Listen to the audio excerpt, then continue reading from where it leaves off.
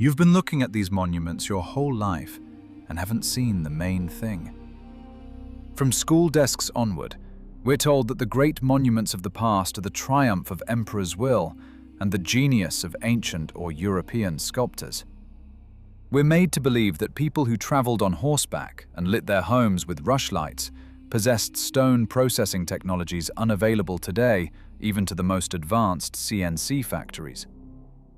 Have you ever wondered why statues of so-called ancient gods and Russian tsars look as if they were cast in the same factory, from the same molds, then simply shipped around the world with changed plaques?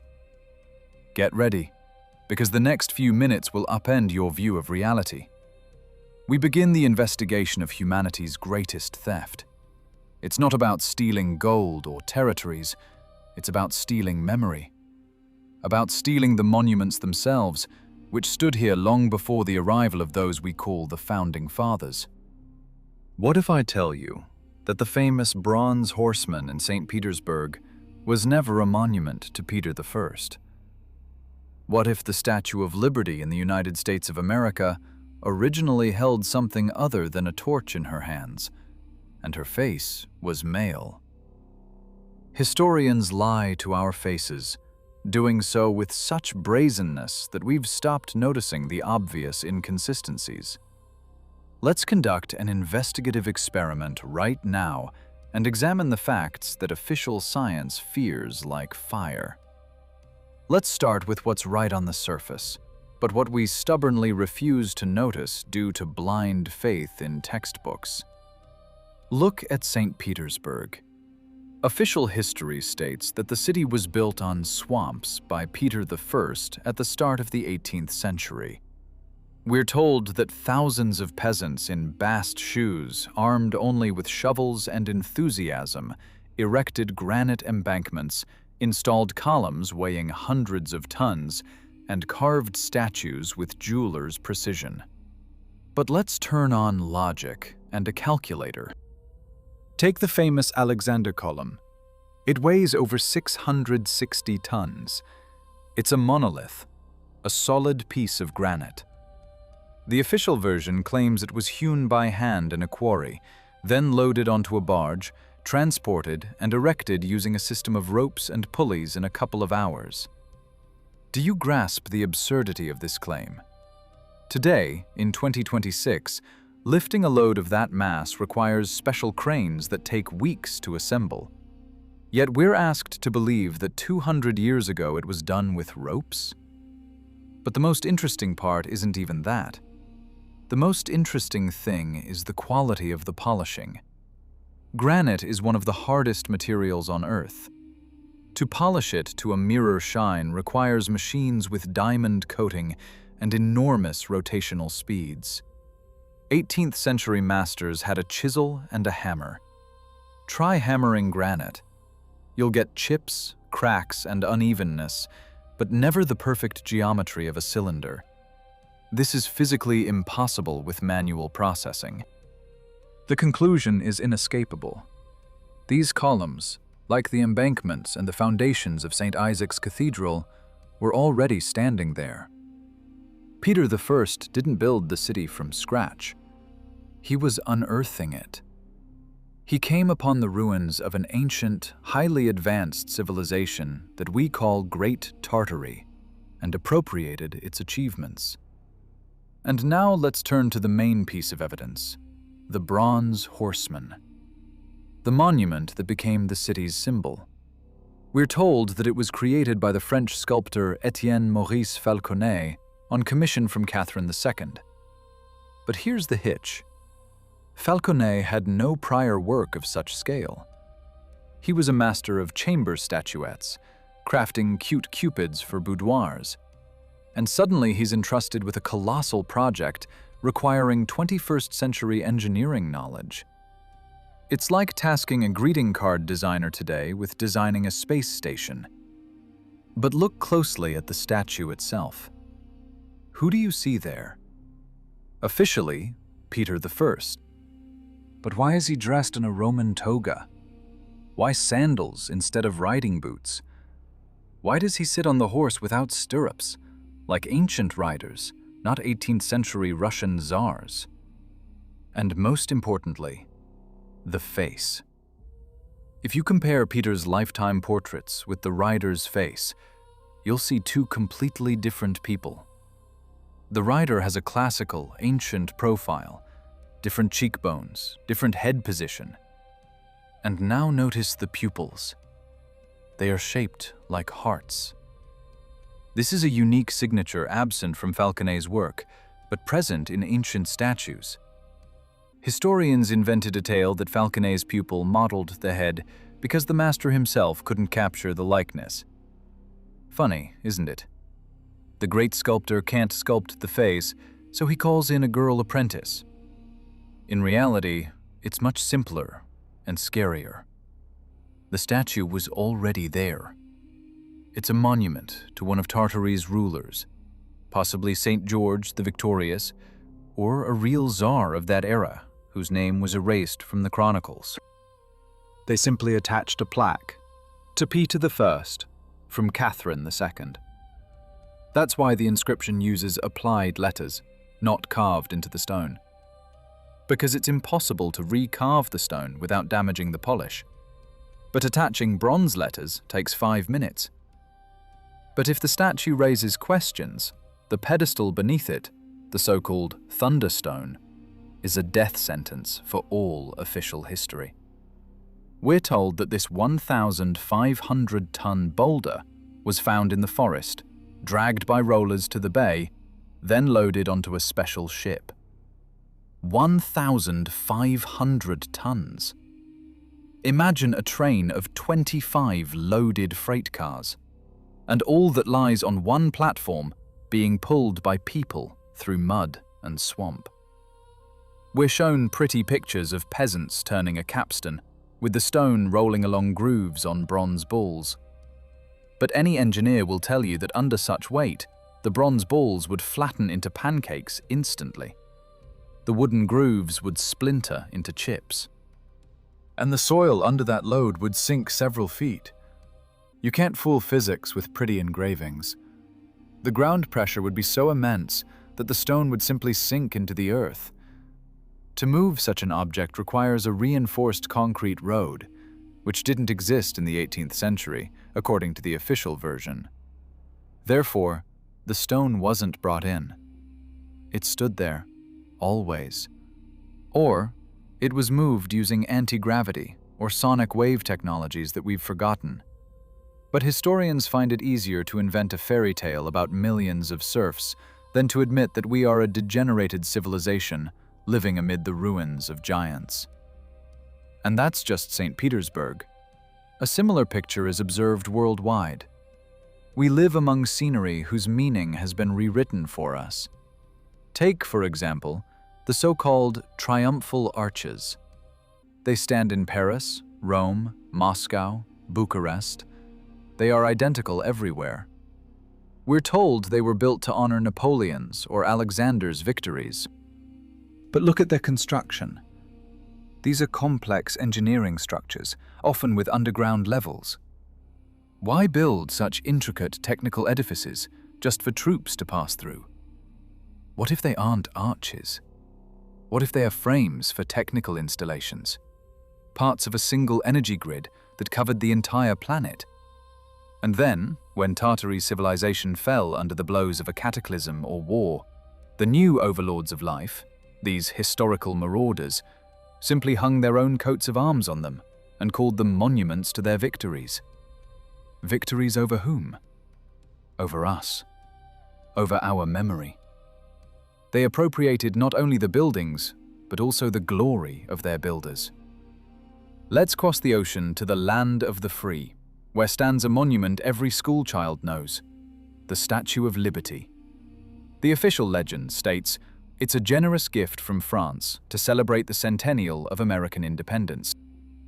We're told a touching story about sculptor Frédéric Auguste Bartholdi, who supposedly drew inspiration from his mother, and engineer Gustave Eiffel, who designed the framework. But let's set sentimentality aside and examine the facts with the sober eye of an engineer and historian. France, at the end of the 19th century, was exhausted by wars and revolutions. The Prussian army had just paraded through Paris, the economy lay in ruins, and at that moment, the country decides to spend colossal sums, thousands of tons of copper and steel, to make a gift to another nation. It sounds like economic suicide. No state squanders such resources just for a gesture of courtesy. That's the first red flag. The second is logistics. We're told the statue was disassembled into 350 parts, packed into 214 crates, and shipped on the frigate Isère. But have you seen the thickness of the copper sheeting? It's 0.1 inches, the thickness of 2 coins. During 19th century transport and rough seas, during loading and unloading, those sheets would crumple like chewed-up paper. Assembling them back into perfect shape, riveting them with thousands of rivets at a height of 305 feet while standing in the wind in New York Harbor. That's a task bordering on fantasy. But the most terrifying discovery awaits if we look not at the statue itself, but at what it stands on. The statue's base is Fort Wood, and it's not just a foundation. It's a classic star fort. If you view it from above, you'll see a perfect 11-pointed star. Official history claims such forts were built for protection against cannonballs. Supposedly, ricochets off the slanted walls saved the garrison, but any ballistics expert will tell you that's nonsense. The geometry of star forts has nothing to do with defense. The multitude of angles creates dead zones that can't be fired into. Yet this shape perfectly matches the designs of wave-energy resonators.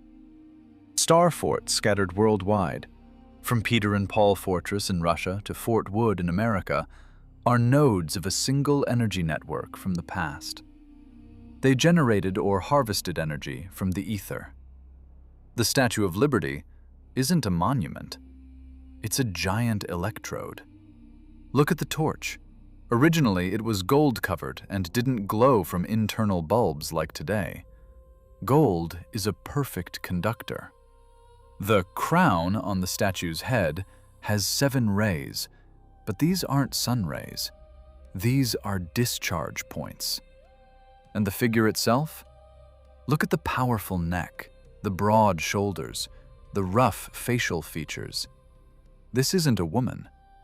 This is a man. This is Apollo, or Mithras, or Helios, a solar deity. In ancient tradition, such statues were placed as beacons and energy transmitters. The Americans didn't build it. They found it. They found a giant installation of an ancient civilization that stood on a star fort, lightly restored it, named it Liberty, and invented a beautiful fairy tale about a French gift to hide the object's true purpose. Let's look broader. Look at Washington, the Capitol, the White House, the Lincoln Memorial. Do you really believe that people who traveled in covered wagons and shot colts built this? We're shown movies about the Wild West with mud, wooden saloons, and no sewage. And in parallel, at the same time, buildings are supposedly erected worthy of the Roman Empire at its zenith. The Capitol in Washington has a gigantic dome that surpasses the dome of St. Peter's Basilica in Rome in engineering solutions. Officially, it was completed during the U.S. Civil War. Think about it. The country is split in half. A bloody war is raging. Resources are scarce. People are dying by the thousands. And Lincoln's government at that time spends millions of dollars and thousands of tons of cast iron to erect a dome weighing 9 million pounds? Who built this? Where did they get the skilled workers when all men were at the front? Where are the factories capable of casting such structures? They're absent from historical records. There are only drawings of the finished result. This is an architectural dissonance impossible to explain within official chronology. We see 2 different worlds glued into one. One world, primitive wagons, firewood, and coal. The second world, majestic colonnades, granite embankments, perfect geometry of avenues, and use of atmospheric electricity. These buildings in Washington, as in Petersburg, London, Berlin, and Vienna, are built in a single, ancient style. Historians call it neoclassicism, imitation. But imitation implies you have inferior technology to the original, but try to make it similar. Here we see technology surpassing 19th century capabilities.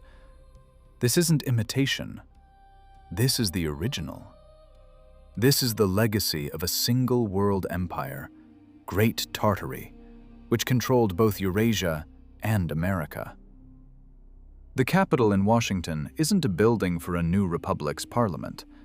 This is the administrative center of one of the provinces of the fallen empire.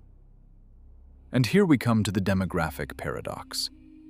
If you analyze the population censuses of the United States of America and Europe in the mid-19th century, you'll see strange gaps.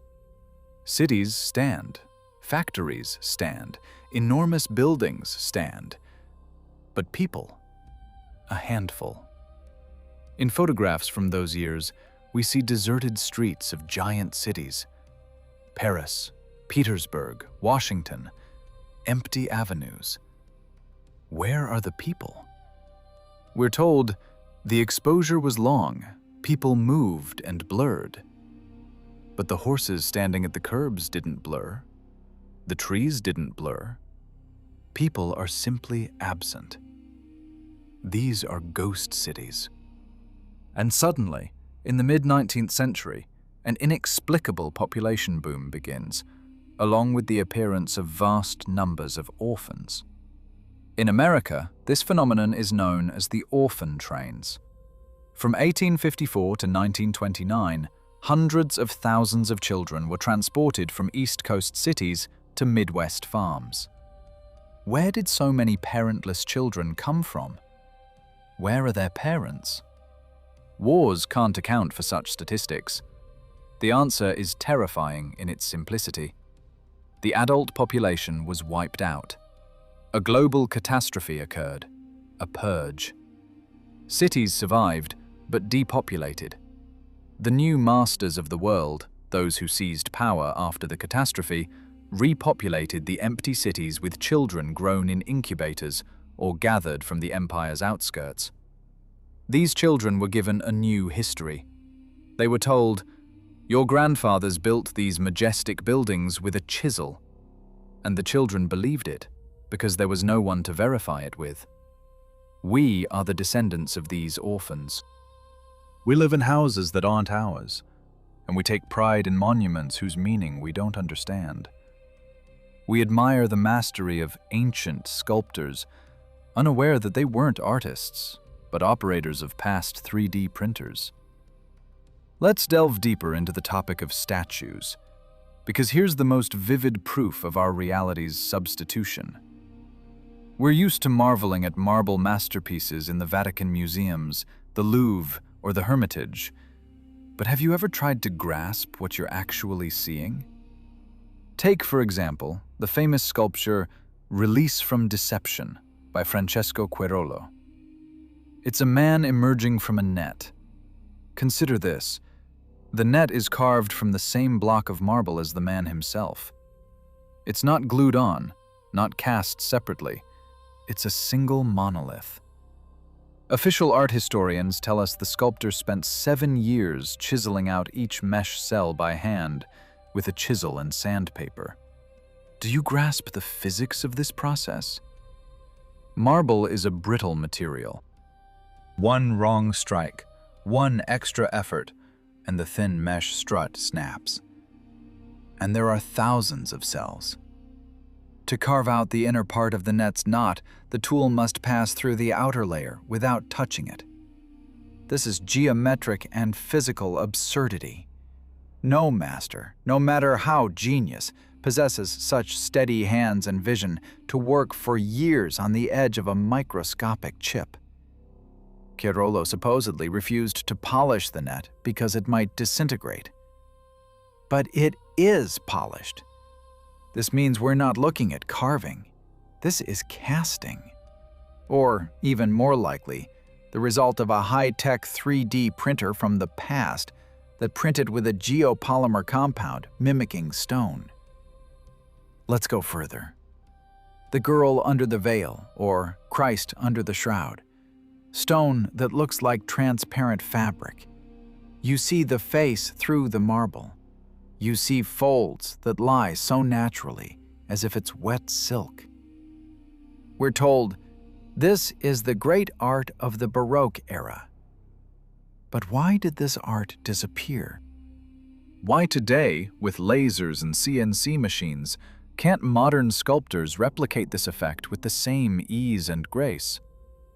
If it was just a manual carving technique, it should have been passed from teacher to pupil. But it appeared out of nowhere and vanished into nowhere. The answer is simple. This isn't carving. This is stone softening technology, or, again, the most complex casting. But the most terrifying hypothesis put forward by independent researchers is that these aren't statues at all. These are people. Real people who underwent instant petrification, turning to stone as a result of an unknown weapon or a natural catastrophe that altered the atmosphere's chemical composition. Look at the detailing. Skin pores, goosebumps from cold, tiniest wrinkles, veins. A sculptor can't invent such detail. He can only copy it. What if there was nothing to copy? What if these ancient gods and nymphs are residents of that very Tartary, caught off guard by the cataclysm, then found and displayed in museums under fictitious names? Here we come to the essence of the great renaming. To erase the memory of the global empire, its heroes had to be depersonalized. You see a statue of a majestic bearded man in a toga, with an authoritative gaze and a complex technical device in his hand, which historians shyly call a scepter or scroll. You're told, "This is Zeus," or "This is the philosopher Seneca," and you calm down. Myth is myth. Philosophy is philosophy. It's safe. But if you learn that this is a real governor of the Moscow Tartary province, or an engineer who built the canal system in Siberia, or a commander who defended the borders from Western invaders, history comes alive. It becomes dangerous. Therefore, all found statues were given names from the invented, ancient mythology. The Tartary Empire was a real, technologically advanced civilization of giants, both literally and figuratively. Notice the height of many statues. They are often depicted taller than average human height, not for pathos, but to maintain scale. If you look at the doors in St. Isaac's Cathedral or in ancient Roman buildings, you'll see that the handles are at the level of your head. The stair steps are uncomfortably high for us. This is a world built for people 8 to 10 feet tall. And the statues are their portraits. Official history tries to convince us that these are allegories, that sculptors just loved gigantomania. But look at Bernini's Rape of Proserpina. Pluto's fingers dig into the woman's thigh, and the marble dents under them like soft flesh. This is impossible to do with a chisel. This can only be done if the material was soft at the moment of creation. Bernini was only 23 years old when he supposedly finished this masterpiece. 23 years. Without life experience, without decades of practice, we're asked to believe in a wunderkind who broke the laws of physics? Or did Bernini simply find and restore this object, claiming authorship on Vatican orders? The Vatican, by the way, stores miles of archives in its basements, inaccessible to anyone. What are they hiding there? Probably the real names of those who turned to stone. And one more fact that destroys the official version of manual labor: lack of light. Imagine a master carving the pupil of an eye or a pinky toenail in the depths of a marble fold. He needs bright, directed light. In the 17th, 18th centuries, according to the official version, there were only candles and torches. A candle gives dim, flickering light, and most importantly, soot. Marble is a porous material. If you work with a candle near white Carrara marble, in a week it will turn gray from soot that can't be washed out of the pores. How did they work? In complete darkness? Or did they have electricity? Those very eternal lamps found in tombs that burn for thousands of years until vandals break them? The presence of electric lighting in the past explains the possibility of creating such masterpieces. Without it, creating Release from Deception, or the altars in St. Peter's Basilica, is technically impossible. We are looking at the graveyard of a great civilization.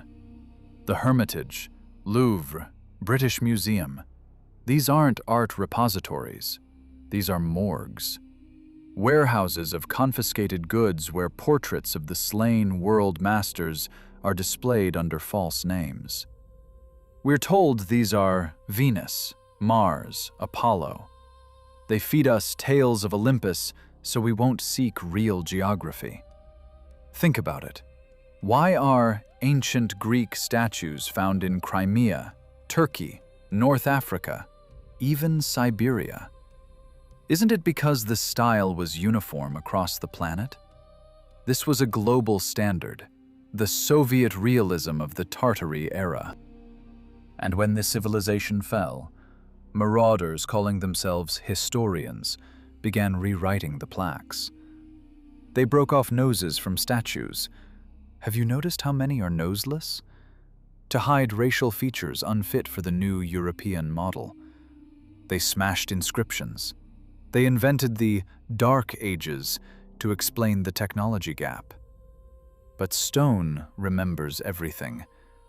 And if you peer closely at the marble veil, you see not just mastery, but the frozen scream of a civilization drowned in liquid stone or engulfed by a wave of unknown energy. We have reached the darkest and most frightening chapter of our investigation. If the statues are petrified residents of Great Tartary and the buildings are giant machines from the past, then where did those who controlled all this vanish to? Why, in the mid-19th century, per official chronicles, did the world seem to freeze, only to explode into the Industrial Revolution? The answer lies right under our feet, and to find it, no need to fly into space. Just grab a shovel. You've surely heard the term cultural layer. Archaeologists and historians smugly explain that over a couple of centuries, ground levels in cities rose several feet from dust, manure, and construction debris. We're told our ancestors were so lazy and filthy they didn't cart away dirt for centuries, just packed it down and built new houses atop the old. Do you believe this nonsense? Imagine living in a house where muck piles up in the yard. Would you wait till it buries the first floor windows, then turn window into door and door into basement? Of course not. But that's precisely what we see in every ancient city worldwide. Look at the excavations at Moscow's Polytechnic Museum or the street reconstructions in Kazan and Omsk. When they strip away the top asphalt and soil layers, full-fledged floors emerge, plunging deep underground. These aren't basements. They have large windows designed for daylight. They have grand entrances with arches that now lead into solid walls of earth. Who builds a grand entrance underground? No one. These were the first floors. And what we consider first floors today were formerly the second or third. This means only one thing. A global catastrophe occurred, which researchers call the clay flood or mud flood. It wasn't a flood in the usual sense. Water recedes, leaving erosion. Here, cities were buried under a gigantic wave of dense clay, sand, and mud flow that instantly solidified, preserving the lower levels of buildings. It happened suddenly. Where did this clay come from? There are several theories, and all of them are frightening. The first is the soil liquefaction effect from powerful vibrational weapons. If you subject the ground to certain frequencies, solid soil turns into quicksand, and buildings simply sink into it like a swamp. The second theory is fallout from the atmosphere. Perhaps the destruction of some celestial body or protective dome over the Earth caused tons of matter to crash onto the surface. But the fact remains, cities were buried. And not in antiquity, but quite recently, in the 18th or even early 19th century. This very event wiped the population of Tartary from the face of the earth. Those who didn't perish from the impact suffocated or died of starvation and cold in the aftermath. Now recall the works of ruinist artists like Giovanni Battista Piranesi or Hubert Robert. Official art history calls their paintings architectural fantasies or capriccios. We're told they invented ruins to entertain the public. But look at these paintings closely. They are photographically precise. They depict gigantic ancient structures, half ruined and overgrown with trees. And amid these majestic ruins wandered tiny, rag-clad people roasting meat over fires, right in palace halls, and herding goats on temple roofs. This isn't fantasy. This is a documentary chronicle of the post-apocalypse. Piranesi painted what he saw, surviving savages who lost their technologies, trying to eke out a living amid the wreckage of a great civilization. These little people are us. We settled the ruins of giants, not understanding their purpose. We repurposed temples as warehouses, palaces as barracks, and triumphal arches as gates. This very period, the mid-19th century, is the starting point of our new falsified history. The Great Reset occurred. Those who organized the catastrophe or capitalized on it began the purge. It wasn't just about clearing bodies, it was about erasing memory. Surviving children were gathered into special institutions. Recall the mass emergence of orphanages and asylums in Europe and Russia precisely at that time. Tens of thousands of parentless children. They were educated under a new curriculum. They were given a new language, a new faith, and a new history. They were told the world had always been like this, primitive, dirty, and cruel. They were told that the majestic buildings weren't built by their giant ancestors, but by slaves and serfs. Thus, the generational link was severed. Knowledge of free energy, the ether, and vibrational technologies was confiscated and hidden in closed archives or encoded in Masonic symbols that we see on the facades of those very buildings. Look at the world map. Why is Siberia on 18th century maps dotted with cities whose names we don't even know? Grostina, Serponov, Kambalu. Where are they now? They've vanished. In their place, taiga. Young taiga, no more than 150 to 200 years old. Trees in Siberian forests are no older than 200 years. Where did the centuries-old cedars go? They burned or were washed away by that very flood. We live on scorched earth that's only beginning to recover. Official science tells us about the conquest of Siberia by Cossacks. But how could a handful of Cossacks conquer a vast empire with cities and metallurgy? They couldn't. The Cossacks arrived at the ashes. They came when everyone was gone. They simply occupied empty forts and cities, dug them out from the clay, and renamed them after themselves. This explains all the inconsistencies. This explains why we can't replicate past technologies, why we can't build St. Isaac's Cathedral or the pyramids, because we are a degenerated branch that survived the reset. We've been convinced we're the crown of evolution, that we're flying to space and creating artificial intelligence. But in reality, we can't even make bricks of the quality they produced 300 years ago. Tsarist brick rings like metal and doesn't crumble, while modern brick disintegrates in 50 years. We've lost the secrets of geopolymer concrete, atmospheric electricity, and sonic levitation. And the most terrifying, we've forgotten who we are. We think we're a nation that arose from tribe, but we're fragments of a global advanced civilization that was deliberately destroyed. The renaming of statues we discussed earlier is just a small part of the cover-up operation. They renamed everything: rivers, cities, peoples. Tartary was renamed the Russian Empire, the Great Roman Empire, or the Mongol Empire, fragmenting the unified whole into pieces in history textbooks so we could never assemble the puzzle. Divide and conquer. This principle works not only in politics, but also in history. They divided us by time and lies. But truth breaks through asphalt like grass. We have only one, the most terrifying question left.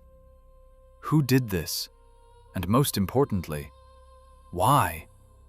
Why destroy a civilization that reached such heights in construction, energy, and art that we still can't even approach their level? The answer I'm about to give you may seem cruel, but it explains everything happening in the world today. We are not the masters of this planet. We are the resource. Those who call themselves the elite, those families ruling banks and corporations for centuries, are not creators. They are managers, assigned to oversee the farm after the global purge. The Tartary Empire was a civilization of free people. They had free energy drawn from the ether, using those very temples, cathedrals, and obelisks we now consider mere religious structures. They had sound healing technologies. They lived in harmony with Earth's frequencies. A free, strong, resource-independent person cannot be controlled. You can't make him work for food or colored paper. You can't intimidate him. Therefore, the decision was made for a reset. This wasn't a random catastrophe. It was a planned operation to demolish the old world order. Destroying Great Tartary was necessary to implement a new management model: parasitic. Look at how the world changed after the mid-19th century. Instead of pure etheric energy, we were saddled with coal, oil, and gas. We got wires and meters. We were forced to pay for what was once free, like air. This is the main reason for stealing monuments and rewriting history. If you know your ancestors flew vimanas and powered cities with atmospheric electricity, you'll demand those technologies back. But if you believe your ancestors were monkeys with sticks, you'll rejoice in the iPhone and microwave, considering them the pinnacle of progress. They turned us into consumers stripped of ancestral memory. They substituted our gods, our heroes, even our calendar. We live in stolen time. Those statues in our museums, those very ancient gods and emperors, are silent witnesses to our defeat. They look at us reproachfully.